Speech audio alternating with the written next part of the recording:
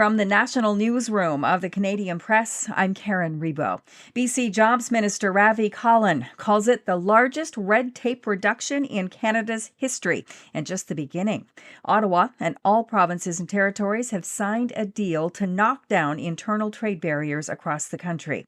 The Canadian Mutual Recognition Agreement means as of next month, tens of thousands of goods legally sold in one province can generally be sold in another without extra red tape. This is huge.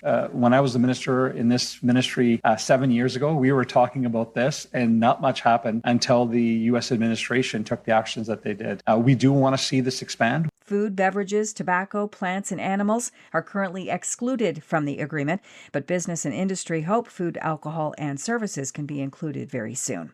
Prime Minister Mark Carney is in Abu Dhabi, where he's expected to advance trade and investment ties with the United Arab Emirates. Another big move has been made towards releasing the Jeffrey Epstein files.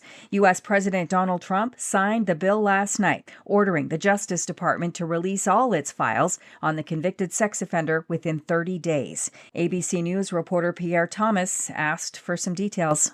Even though the issue has been brewing for weeks with pressure mounting, Attorney General Pam Bondi would not explain how the process will play out and what, if anything, will be released. We will continue to follow the law with maximum transparency while protecting victims. Victims who traveled to Capitol Hill on Tuesday to witness Congress's act to pass the bill are demanding justice and total transparency. Fertility advocates are disappointed the Liberal government has not made good on an election promise to pay for in vitro fertilization.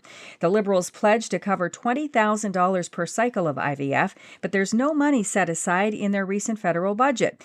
Dr. Prati Sharma is president of the Canadian Fertility and Andrology Society, which represents healthcare workers. We're seeing declining fertility rates, declining birth rates in Canada. So for the government to understand that this is important, that access to care is important, that Canadians need coverage to be able to afford fertility treatments and assisted reproductive techniques that are expensive, I think that is a foot in the right direction. And the 2025 Country Music Association Awards were all about Lainey Wilson. The whirlwind singer hosted and performed at the award show in Nashville. She also dominated it, winning Female Vocalist, Album, and Entertainer of the Year. It was also a big night for Ella Langley and Riley Green. Excuse me, you look like you love me. The duo's retro radio hit, You Look Like You Love Me, took home both Single and Song of the Year. Zach Top was awarded New Artist of the Year, and the legendary Vince Gill was presented with the Willie Nelson Lifetime Achievement Award. This is the Canadian Press.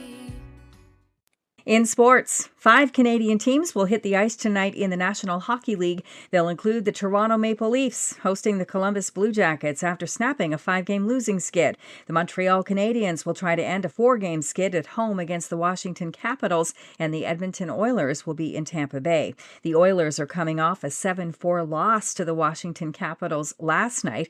The Oilers haven't had a regulation win in 11 games. The bottom-dwelling Calgary Flames beat the Buffalo Sabres 6-2.